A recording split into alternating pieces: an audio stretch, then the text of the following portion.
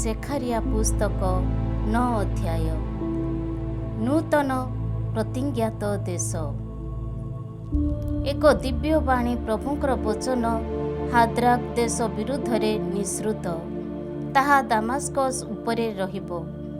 ଇସ୍ରାଏଲର ଗୋଷ୍ଠୀ ସକଳ ସଦୃଶ୍ୟ ଆରାମର ନଗରୀ ସମୂହ ମଧ୍ୟ ପ୍ରଭୁଙ୍କର ଅଟେ। ତାହାର ସୀମା ସରହଦ ପାର୍ଶ୍ୱରେ ଥିବା ହାମାତ ଓ ଅତୀବ କୌଶଳ ବିଶିଷ୍ଟ ତୀର ତଥା ସିଦନ ମଧ୍ୟ ପ୍ରଭୁଙ୍କର ଅଟେ। ତୀର ତାହା ପାଇଁ ଏକ ଦୁର୍ଗ ନିର୍ମାଣ କଲା ଓ ଧୂଳି ସଦୃଶ୍ୟ ରୌପ୍ୟ ଓ ନଗରୀ ରାସ୍ତାର କର୍ଦ୍ଦମ ସଦୃଶ୍ୟ ସ୍ୱର୍ଣ୍ଣ ସଞ୍ଚୟ କଲା। କିନ୍ତୁ ପ୍ରଭୁ ତାହାକୁ ତାହାର ସମ୍ପଦରୁ ବଞ୍ଚିତ କରିବେ ଓ ତାହାର ଧନ ସମ୍ପଦକୁ ସମୁଦ୍ର ମଧ୍ୟକୁ ନିକ୍ଷେପ କରିବେ। ଅଗ୍ନି ତାହାକୁ ଗ୍ରାସ କରିବ। ଆସ୍କାରନ ତାହା ଦେଖି ଭୟଚକିତ ହେବ ଓ ଗାସା କଠୋର ବେଦନାରେ ଛଟପଟ ହେବ। ନିଜ ପ୍ରତ୍ୟାଶାରୁ ବଞ୍ଚିତ ଏଦ୍ରନ ପ୍ରତି ମଧ୍ୟ ଏହା ସଂଘଟିତ ହେବ। ଗାସାରୁ ରାଜା ବିନାଶ ହେବେ ଓ ଆସ୍କଲନ ବାସହୀନ ହେବ। ଆସ୍ଦାନରେ ଏକ ମିଶ୍ରିତ ଜାତି ବାସ କରିବେ ଓ ଫିଲିସ୍ତିଆର ଅହଙ୍କାରକୁ ମୁଁ ସମାପ୍ତ କରିବି। ମୁଁ ତାହାର ମୁଖରୁ ତାହାର ରକ୍ତକୁ ଓ ତାହାର ଦନ୍ତ ପଂକ୍ତିକୁ ତାହାର ସମସ୍ତ ଘୃଣ୍ୟ ମାଂସ କାଢ଼ି ନେବି। ତାହା ମଧ୍ୟ ଆମ ଈଶ୍ୱରଙ୍କ ଉଦ୍ଦେଶ୍ୟରେ ଏକ ଅବଶିଷ୍ଟାଂଶ ସଦୃଶ୍ୟ ହେବ ଓ ତାହା ଯୁଦାର ଏକ କୂଳତୁଲ୍ୟ ହେବ। ଏକ୍ରୋନ ଜେବୁସୀୟମାନଙ୍କ ସଦୃଶ୍ୟ ହେବ। କେହି ଯେପରି ଗମନାଗମନ ନ କରେ ସେଥିପାଇଁ ସେତେବେଳେ ଛାଉଣି ପକାଇ ମୋର ଗୃହରେ ଜଣେ ପ୍ରହରୀ ସଦୃଶ୍ୟ ମୁଁ ବାସ କରିବି।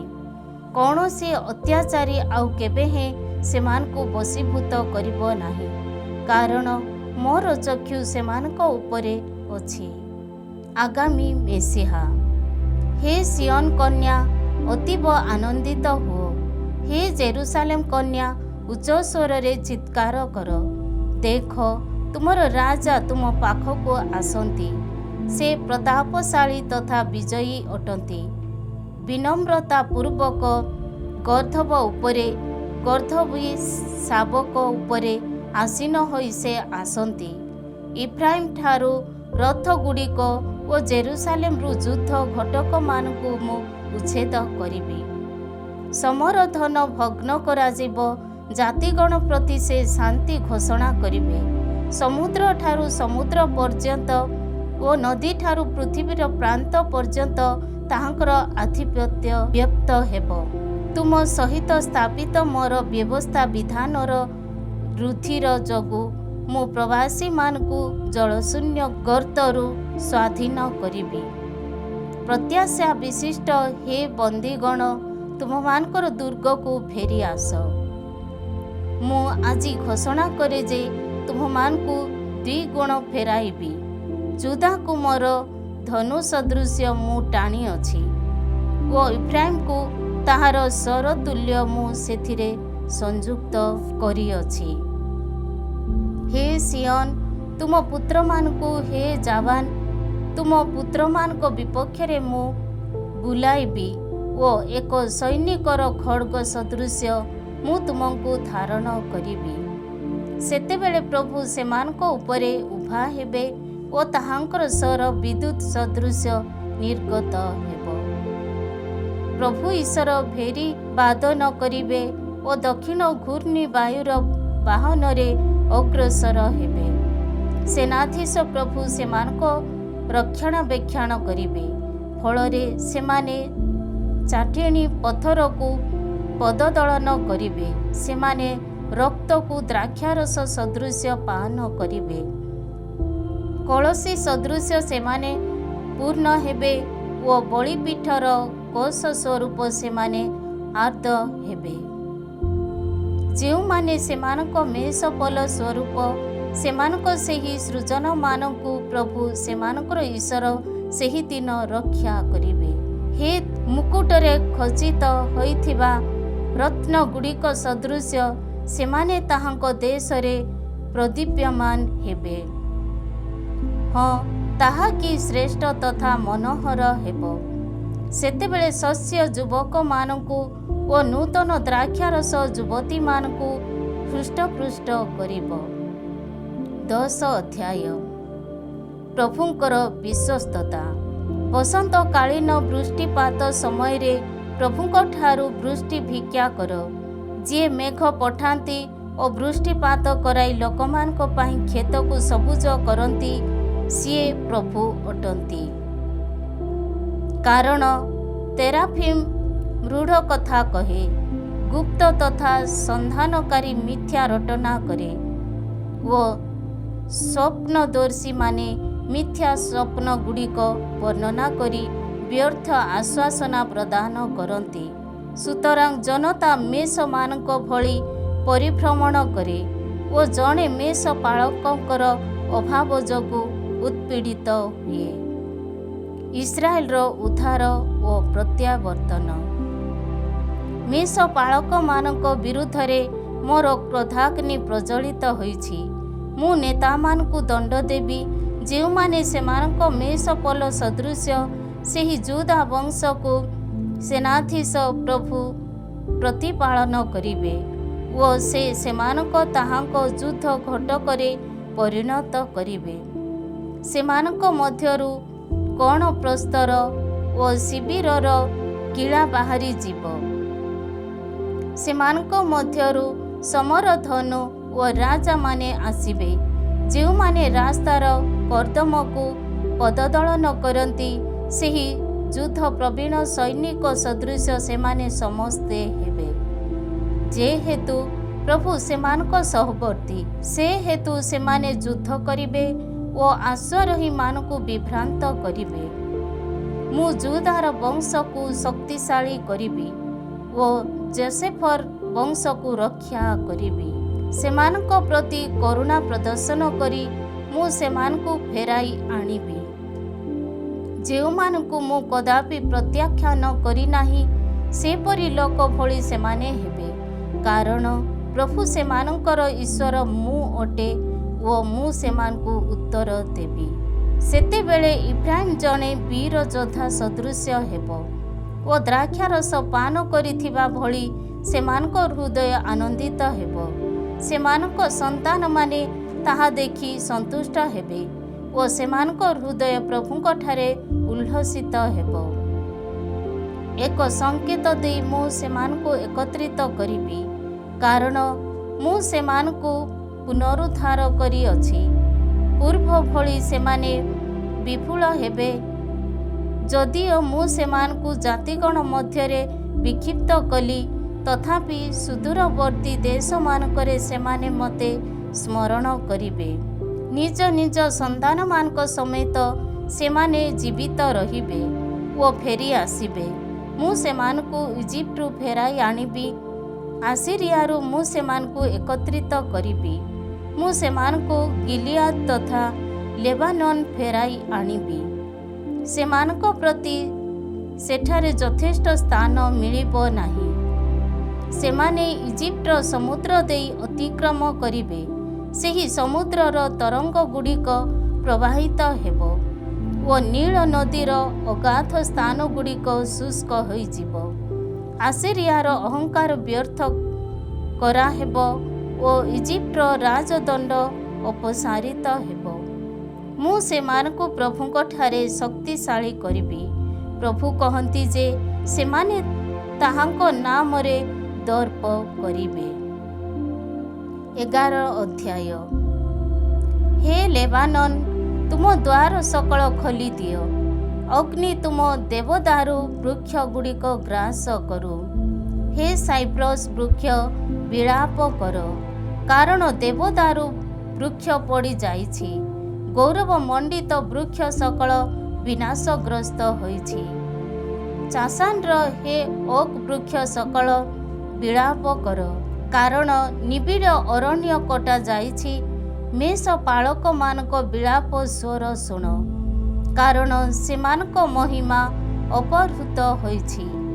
ସିଂହମାନଙ୍କର ଗର୍ଜନ ଶୁଣ, ଜର୍ଦାନର ବଣ ବିଜନ ହୋଇଛି। ଦୁଇ ମେଷ ପାଳକ। ପ୍ରଭୁ ମୋର ଈଶ୍ୱର ଏହିପରି କହିଲେ, ନିହିତ ହେବା ପାଇଁ ନିର୍ଦ୍ଦିଷ୍ଟ ମେଷ ପଲର ମେଷ ପାଳକ ହୁଅ। ସେମାନଙ୍କର କ୍ରେତାମାନେ ସେମାନଙ୍କୁ ବଧ କରନ୍ତି, ତଥାପି ସେମାନେ ଅଦଣ୍ଡିତ ରହନ୍ତି। ସେମାନଙ୍କ ବିକ୍ରେତାମାନେ କହନ୍ତି, ପ୍ରଭୁ ଗୌରବାନ୍ୱିତ ହୁଅନ୍ତୁ, ମୁଁ ଧନଶାଳୀ ହୋଇଛି। ସେମାନଙ୍କ ପ୍ରତି ସେମାନଙ୍କ ମେଷ ପାଳକମାନେ ମଧ୍ୟ ସଦୟ ହୁଅନ୍ତି ନାହିଁ। ପ୍ରଭୁ କହନ୍ତି, ଏହି ଦେଶବାସୀମାନଙ୍କ ପ୍ରତି ମୁଁ କେବେ ହେଁ ସଦୟ ହେବି ନାହିଁ। ସେମାନଙ୍କ ମଧ୍ୟରୁ ପ୍ରତ୍ୟେକଙ୍କୁ ନିଜ ମେଷପାଳକ ଓ ରାଜା ହସ୍ତରେ ପଡ଼ିବା ପାଇଁ ମୁଁ ସୁଯୋଗ ସୃଷ୍ଟି କରିବି। ସେମାନେ ପୃଥିବୀକୁ ଉତ୍ପୀଡ଼ିତ କରିବେ ଓ ସେମାନଙ୍କ ହସ୍ତରୁ ମୁଁ କାହାରିକୁ ରକ୍ଷା କରିବି ନାହିଁ। ଯେଉଁମାନେ ମେଷମାନଙ୍କର ବଣିକ ଥିଲେ, ସେମାନଙ୍କ ପରିବର୍ତ୍ତେ ନିହିତ ହେବା ପାଇଁ ନିର୍ଦ୍ଦିଷ୍ଟ ମେଷ ପଲର ମେଷପାଳକ ମୁଁ ହେଲି। ହସ୍ତରେ ମୁଁ ଦୁଇଟି ଯଷ୍ଟି ଧାରଣ କଲି, ଗୋଟିଏକୁ କୃପା ଓ ଅନ୍ୟଟିକୁ ଏକତା ନାମରେ ମୁଁ ନାମିତ କଲି। ଏହାପରେ ମୁଁ ମେଷମାନଙ୍କୁ ଚରାଇଲି। ଏକ ମାସ ମଧ୍ୟରେ ମୁଁ 3 ଜଣ ମେଷପାଳକଙ୍କୁ ତଡ଼ିଦେଲି। ମୁଁ ସେମାନଙ୍କ ପ୍ରତି ବିରକ୍ତ ହେଲି ଓ ସେମାନେ ମଧ୍ୟ ମୋତେ ବିଦ୍ୱେଷ କଲେ। ସୁତରାଂ ମୁଁ କହିଲି, ମୁଁ ତୁମମାନଙ୍କର ମେଷପାଳକ ହେବି ନାହିଁ। ଯାହା ମୃତ୍ୟୁ ପାଇଁ ନିରୂପିତ ତାହା ମୃତ୍ୟୁ ଭୋଗ କରୁ, ଯାହା ବିନାଶ ପାଇଁ ଉଦ୍ଦିଷ୍ଟ ତାହା ବିନାଶ ହେଉ ଓ ଅବଶିଷ୍ଟ ରହିଥିବା ସମସ୍ତେ ପରସ୍ପରର ମାଂସ ଗ୍ରାସ କରନ୍ତୁ। ପରେ କୃପା ନାମରେ ନାମିତ ମୋର ଯଷ୍ଟି ନେଇ ମୁଁ ତାହା ଭଗ୍ନ କଲି ଓ ସମସ୍ତ ଜାତି ସହ ମୋ ଦ୍ୱାରା ସ୍ଥାପିତ ବ୍ୟବସ୍ଥା ବିଧାନକୁ ମୁଁ ରଦ୍ଦ କଲି। ସେହିଦିନ ହିଁ ତାହା ରଦ୍ଦ କରାଗଲା ଓ ମେଷମାନଙ୍କର ଯେଉଁ ବଣିକମାନେ ମୋତେ ନିରୀକ୍ଷଣ କରୁଥିଲେ, ସେମାନେ ଜାଣିଲେ ଯେ ଏହା ପ୍ରଭୁଙ୍କର ବଚନ। ଆଉ ମୁଁ ସେମାନଙ୍କୁ କହିଲି, ତୁମେମାନେ ଯଦି ଉଚିତ ବୋଧ କର, ତେବେ ମୋତେ ମୋର ମଜୁରୀ ଦିଅ, ନଚେତ୍ ତୁମେମାନେ ନିଜେ ତାହା ରଖ। ତହୁ ସେମାନେ ମୋର ମଜୁରୀ ରୂପେ 30 ଶେକେଲ୍ ରୌପ୍ୟ ଓଜନ କରି ଦେଲେ। ସେତେବେଳେ ପ୍ରଭୁ ମୋତେ କହିଲେ, ଭଣ୍ଡାର ଘରେ ତାହା ନିକ୍ଷେପ କର। ତାହା ଥିଲା ସେମାନଙ୍କ ଦ୍ୱାରା ମୋତେ ପ୍ରଦତ୍ତ ରାଜକୀୟ ମୂଲ୍ୟ।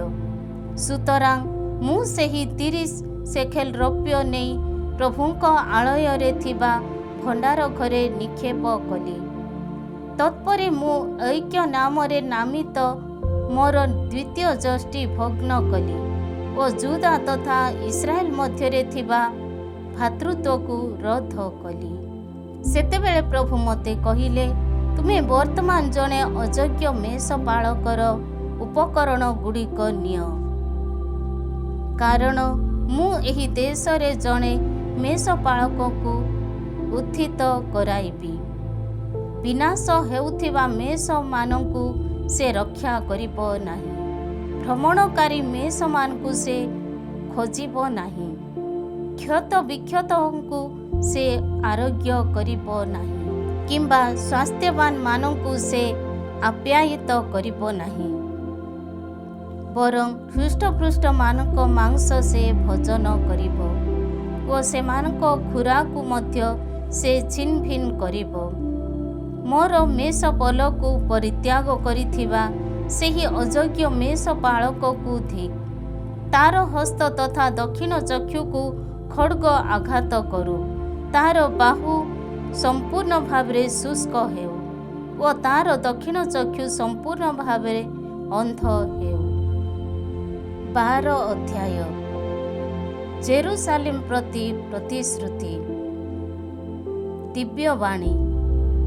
ଇସ୍ରାଏଲ ସମ୍ବନ୍ଧରେ ପ୍ରଭୁଙ୍କର ବଚନ। ଯିଏ ଆକାଶ ମଣ୍ଡଳକୁ ବିସ୍ତାର କଲେ, ପୃଥିବୀ ସ୍ଥାପନ କଲେ ଓ ମନୁଷ୍ୟର ଆତ୍ମାକୁ ରୂପାୟିତ କଲେ, ସେହି ପ୍ରଭୁ ଏହା କହନ୍ତି, जुदा तथा जेरुसालेमକୁ आक्रमण କରିବା ପାଇଁ ଆସୁଥିବା ଚତୁଃପାର୍ଶ୍ୱସ୍ଥ ସମସ୍ତ ଜନତା ଉଦ୍ଦେଶ୍ୟରେ ଜେରୁସାଲେମକୁ ଏକ ପାନ ପାତ୍ରରେ ପରିଣତ କରିବାକୁ ମୁଁ ଉଦ୍ୟତ। ସେମାନେ ତାହା ପାନ କରି ଟଳମଳ ହେବେ। ସେହିଦିନ ମୁଁ ଜେରୁସାଲେମକୁ ଏକ ଭାରାକ୍ରାନ୍ତ ପଥରରେ ପରିଣତ କରିବି। ଯେଉଁମାନେ ତାହା ଉଠାଇବେ ସେମାନେ ଅତ୍ୟଧିକ କ୍ଷତ ବିକ୍ଷତ ହେବେ। ପୃଥିବୀବାସୀ ସମସ୍ତ ଜନତା ତାହା ବିରୁଦ୍ଧରେ ଆସିବେ। ପ୍ରଭୁ କହନ୍ତି, ସେହିଦିନ ମୁଁ ସମସ୍ତ ଘଟକଙ୍କୁ ବିଭ୍ରାନ୍ତ କରିବି ଓ ସେ ସମସ୍ତ ଆରୋହୀମାନଙ୍କୁ ପାଗଳ କରିବି। କିନ୍ତୁ ଜାତିଗଣର ଘଟକମାନଙ୍କୁ ଅନ୍ଧ କରାଉଥିଲା ସେହି ଦିନରେ ମୁଁ ଯୁଦା ବଂଶକୁ ଲକ୍ଷ୍ୟ କରିବି। କିନ୍ତୁ ଜାତିଗଣର ଘଟକମାନଙ୍କୁ ଅନ୍ଧ କରାଉଥିବା ସେହି ଦିନରେ ମୁଁ ଯୁଦା ବଂଶକୁ ଲକ୍ଷ୍ୟ କରିବି। ସେ ସମୟରେ ଯୁଦାର କୁଳ ସକଳ ନିଜକୁ ନିଜେ କହିବେ, ସେମାନଙ୍କ ଈଶ୍ୱର ସେନାଧୀଶ ପ୍ରଭୁଙ୍କଠାରୁ ଜେରୁସାଲେମବାସୀମାନେ ଶକ୍ତି ଲାଭ କରିଛନ୍ତି।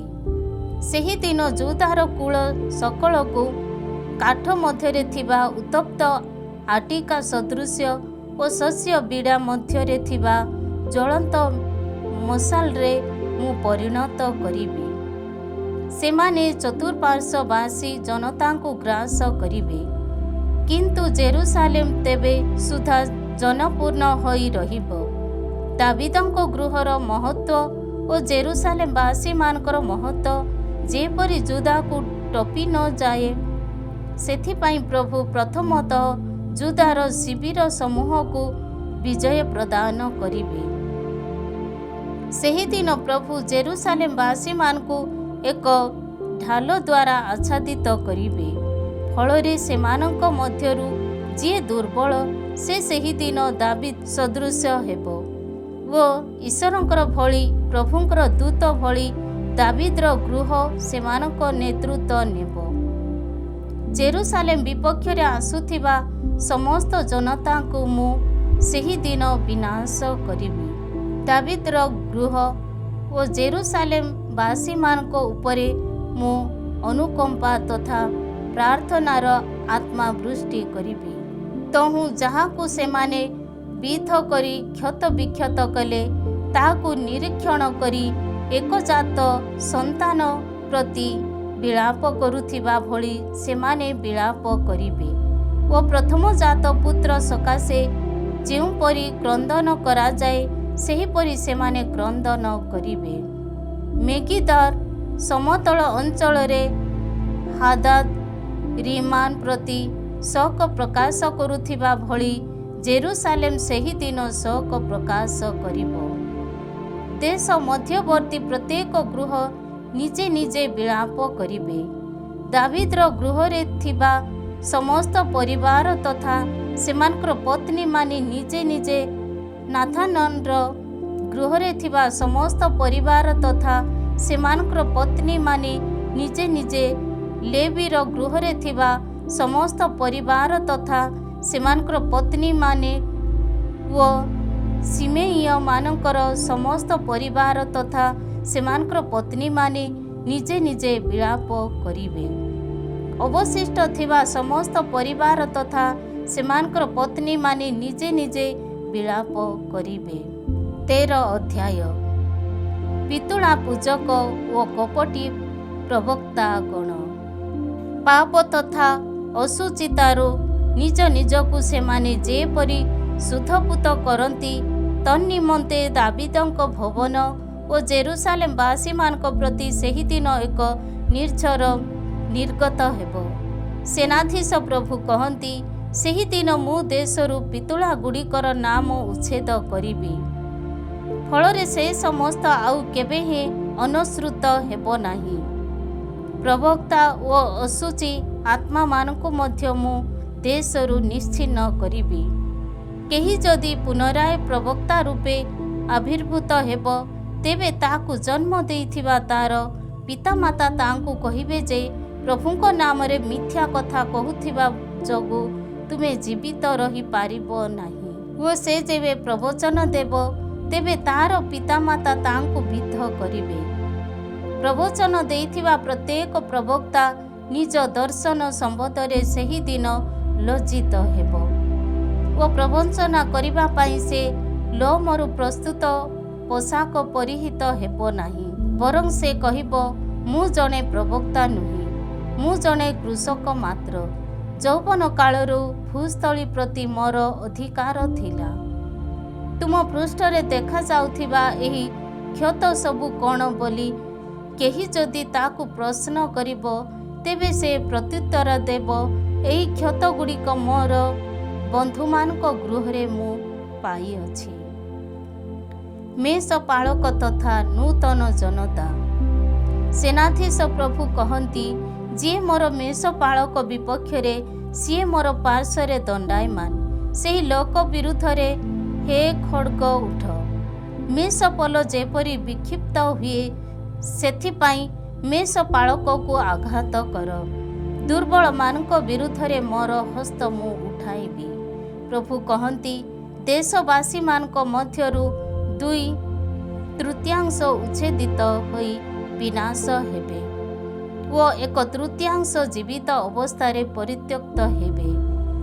ରୌପ୍ୟ ଯେପରି ପରିଷ୍କୃତ ହୁଏ ଓ ସ୍ୱର୍ଣ୍ଣ ଯେପରି ବିଶୋଧିତ ହୁଏ, ସେହିପରି ଏହି ତୃତୀୟାଂଶକୁ ମୁଁ ଶୋଧନ କରିବି। ମୋର ନାମ ଡାକି ସେମାନେ ନିବେଦନ କରିବେ ଓ ସେମାନଙ୍କୁ ଉତ୍ତର ଦେବି। ମୁଁ କହିବି, ସେମାନେ ମୋର ସୃଜନ, ଓ ସେମାନେ କହିବେ, ପ୍ରଭୁ ଅଟନ୍ତି ମୋର ଈଶ୍ୱର। 14 ଅଧ୍ୟାୟ। ପ୍ରଭୁଙ୍କର ଦିବସ, ଜେରୁସାଲେମର ପ୍ରତାପ। ଦେଖ, ପ୍ରଭୁଙ୍କର ଦିବସ ଆସୁଅଛି। ତୁମଠାରୁ ଯେଉଁ ବସ୍ତୁ ଦ୍ରବ୍ୟ କାଢ଼ି ନିଆଯାଇଥିଲା, ସେ ସମସ୍ତକୁ ତୁମ ମଧ୍ୟରେ ବିଭାଜନ କରିବା ପାଇଁ ଉଦ୍ଦିଷ୍ଟ ଦିବସ। ଜେରୁସାଲେମ ବିପକ୍ଷରେ ଯୁଦ୍ଧ କରିବା ପାଇଁ ସମସ୍ତ ଜନତାଙ୍କୁ ମୁଁ ଏକତ୍ରିତ କରିବି। ନଗରୀଟି ଅଧିକୃତ ହେବ, ତାହାର ଗୃହଗୁଡ଼ିକ ଲୁଣ୍ଠିତ ହେବ ଓ ନାରୀମାନେ ବଳତ୍କୃତ ହେବେ। ନଗରୀର 1/4 ପ୍ରବାସ ଜୀବନ ସକାଶେ ନିଷ୍କାସିତ ହେବ, କିନ୍ତୁ ଅବଶିଷ୍ଟ ଥିବା ଜନତା ନଗରୀରୁ ଉଚ୍ଛେଦିତ ହେବେ ନାହିଁ। ଯୁଦ୍ଧ ଦିନରେ ଯେପରି ସମର ହୁଏ, ସେହିପରି ସେ ସମୟରେ ପ୍ରଭୁ ଯାତ୍ରା କରି ଜାତିଗଣ ବିପକ୍ଷରେ ସମର କରିବେ। ଜେରୁସାଲେମର ପୂର୍ବ ଦିଗସ୍ଥ ଜିତ ପାହାଡ଼ରେ ସେ ସେହି ଦିନ ଦଣ୍ଡାୟମାନ ହେବେ।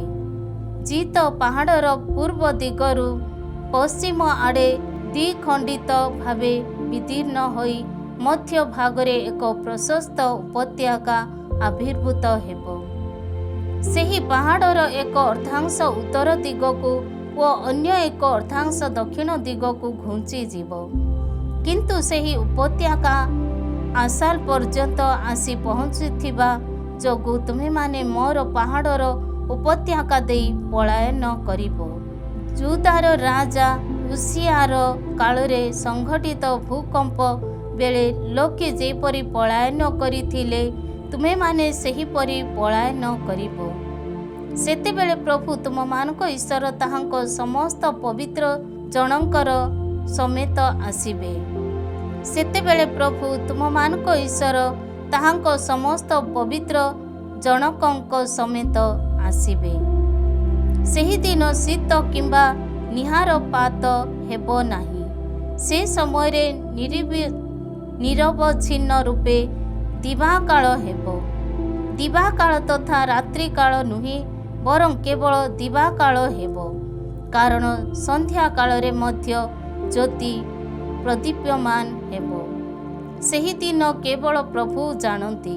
ସେହିଦିନ ଜେରୁସାଲେମ ଜୀବନ୍ତ ଜଳ ନିର୍ଗତ ହୋଇ ତାହାର 1/4 ପୂର୍ବୀୟ ସମୁଦ୍ର ଓ ଅନ୍ୟ 1/4 ପଶ୍ଚିମ ସମୁଦ୍ର ଆଡ଼େ ପ୍ରବାହିତ ହେବ। ଗ୍ରୀଷ୍ମ ତଥା ଶୀତ କାଳରେ ତାହା ପ୍ରବାହିତ ହେବ। ପ୍ରଭୁ ସମଗ୍ର ବିଶ୍ୱର ରାଜା ହେବେ। ସେହିଦିନ ପ୍ରଭୁ ଏକମାତ୍ର ହେବେ ଓ ତାହାଙ୍କର ନାମ ମଧ୍ୟ ଏକମାତ୍ର ହେବ। ଗେବାଠାରୁ ଜେରୁସାଲେମ ଦକ୍ଷିଣ ଦିଗସ୍ଥ ରିମାନ ପର୍ଯ୍ୟନ୍ତ ବ୍ୟାପ୍ତ ସମସ୍ତ ଦେଶ ଏକ ସମତଳ ଅଞ୍ଚଳରେ ପରିଣତ ହେବ। କିନ୍ତୁ ବେଞ୍ଜାମିନ୍ ଦ୍ୱାରଠାରୁ ପୂର୍ବର ଦ୍ୱାରରେ ଥିବା କୋଣ ଦ୍ୱାର ପର୍ଯ୍ୟନ୍ତ ଓ ହାନାନେଲର ଗମ୍ବୁଜଠାରୁ ରାଜାଙ୍କର ଗବାଠାରୁ ଜେରୁସାଲେମର ଦକ୍ଷିଣ ଦିଗସ୍ଥ ରିମାନ୍ ପର୍ଯ୍ୟନ୍ତ ବ୍ୟାପ୍ତ ସମସ୍ତ ଦେଶ ଏକ ସମତଳ ଅଞ୍ଚଳରେ ପରିଣତ ହେବ। କିନ୍ତୁ ବେଞ୍ଜାମିନ୍ ଦ୍ୱାରଠାରୁ ପୂର୍ବର ଦ୍ୱାରରେ ଥିବା କୋଣ ଦ୍ୱାର ପର୍ଯ୍ୟନ୍ତ ଓ ହାନାନେଲର ଗମ୍ବୁଜଠାରୁ ରାଜାଙ୍କର ଦାକ୍ଷାପେଶା ଯନ୍ତ୍ରଗୁଡ଼ିକର ସ୍ଥାନ ପର୍ଯ୍ୟନ୍ତ ଜେରୁସାଲେମ ଏକ ଉଚ୍ଚ ସ୍ଥାନରେ ସ୍ଥାପିତ ହେବ। ସେଠାରେ ଲୋକେ ବାସ କରିବେ, କାରଣ ତାହା ଆଉ କେବେ ହେଁ ଅଭିଶପ୍ତ ହେବ ନାହିଁ। ଜେରୁସାଲେମ ସୁରକ୍ଷିତ ଅବସ୍ଥାରେ ବାସ କରିବ। ଜେରୁସାଲେମ ବିପକ୍ଷରେ ସଂଗ୍ରାମ କରୁଥିବା ଜନତା ବିରୁଦ୍ଧରେ ପ୍ରଭୁଙ୍କ ଦ୍ୱାରା ପ୍ରେରିତ ମହାମାରୀ ଏହା ହେବ। ନିଜ ନିଜ ପାଦରେ ଆହୁରି ଠିଆ ହୋଇଥିବା ବେଳେ ସେମାନଙ୍କ ଶରୀର ପଚିଯିବ, ସେମାନଙ୍କ ଚକ୍ଷୁ କଟରରେ ଓ ସେମାନଙ୍କ ଜିହ୍ୱା ସେମାନଙ୍କ ମୁଖ ମଧ୍ୟରେ ପୋତିଯିବ। ସେହିଦିନ ପ୍ରଭୁ ସେମାନଙ୍କୁ ଆତଙ୍କଗ୍ରସ୍ତ କରାଇବେ। ଫଳରେ ପ୍ରତ୍ୟେକ ବ୍ୟକ୍ତି ନିଜ ପ୍ରତିବେଶୀର ହସ୍ତ ଧରିବ ଓ ଜଣଙ୍କର ହସ୍ତ ଅନ୍ୟ ଜଣଙ୍କ ବିରୁଦ୍ଧରେ ଉଠିବ। ଯୁଦା ମଧ୍ୟ ଜେରୁସାଲେମ ବିରୁଦ୍ଧରେ ସଂଗ୍ରାମ କରିବ। ଚତୁର୍ବାର୍ଷୀ ଜନତାଙ୍କ ଧନ ସମ୍ପଦ, ସ୍ୱର୍ଣ୍ଣ, ରୌପ୍ୟ, ବସ୍ତ୍ର ସକଳ ସବୁ କିଛି ସଂଗୃହୀତ ହେବ। ଘଟକ, ଖଚର, ଓଟ, ଗଧ ପ୍ରଭୃତି ଯେକୌଣସି ପଶୁ ସକଳ ନିଜ ନିଜ ଛାଉଣିରେ ଥିବେ। ସେ ସମସ୍ତଙ୍କ ଉପରେ ମଧ୍ୟ ଏପରି ଏକ ମହାମାରୀ ନିପତିତ ହେବ। ଜେରୁସାଲେମ ବିପକ୍ଷରେ ଆଗତ ସମସ୍ତ ଜନତା ମଧ୍ୟରୁ ଯେଉଁମାନେ ଅବଶିଷ୍ଟ ରହିବେ, ସେମାନେ ସେନାଧୀଶ ପ୍ରଭୁ ରାଜାଙ୍କୁ ଆରାଧନା କରିବା ଓ ଶିବିର ବାସ ଉତ୍ସବର ପାଳନ ସକାଶେ ପ୍ରତିବର୍ଷ ସେଠାକୁ ଆସିବେ। ପୃଥିବୀବାସୀ କୌଣସି ପରିବାର ଯଦି ସେନାଧୀଶ ପ୍ରଭୁ ରାଜାଙ୍କୁ ଆରାଧନା କରିବା ପାଇଁ ଜେରୁସାଲେମ ଯାତ୍ରା ନ କରନ୍ତି, ତେବେ ସେମାନଙ୍କ ପାଇଁ କୌଣସି ବୃଷ୍ଟିପାତ ହେବ ନାହିଁ। ଇଜିପ୍ଟର ପରିବାର ଯଦି ଆରାଧନା କରିବା ପାଇଁ ସେଠାକୁ ଆସିବ ନାହିଁ, ତେବେ ଶିବିର ବାସ ଉତ୍ସବର ପାଳନ ସକାଶେ ଆସି ନଥିବା ଜନତା ବିରୁଦ୍ଧରେ ଯେଉଁ ମହାମାରୀ ପ୍ରଭୁ ପଠାଇବେ, ତାହା ସେମାନଙ୍କ ପ୍ରତି ମଧ୍ୟ ଘଟିବ। ଇଜିପ୍ଟ ବିପକ୍ଷରେ ଓ ଶିବିର ବାସ ଉତ୍ସବର ପାଳନ ସକାଶେ ଆସୁନଥିବା ଜନତାଙ୍କ ପ୍ରତି ନିର୍ଣ୍ଣିତ ଦଣ୍ଡ ଏହା ହେବ। ସେହିଦିନ ଘଟକମାନଙ୍କର ଘଣ୍ଟି ସକଳ ଉପରେ ପ୍ରଭୁଙ୍କ ଉଦ୍ଦେଶ୍ୟରେ ପବିତ୍ର ବୋଲି ଏକ ବଚନ ଖେଦିତ ହୋଇଥିବା ଦେବାଳୟରେ ବ୍ୟବହୃତ ଘଣ୍ଟି ସକଳ ବଳିପୀଠ ସମ୍ମୁଖରେ ଉପଯୁକ୍ତ କଳସ ସଦୃଶ୍ୟ ହେବ। ଯୁଦା ତଥା ଜେରୁସାଲେମରେ ଥିବା ଘଣ୍ଟି ସବୁ ସେନାଧୀଶ ପ୍ରଭୁଙ୍କ ଉଦ୍ଦେଶ୍ୟରେ ପବିତ୍ର ହେବ।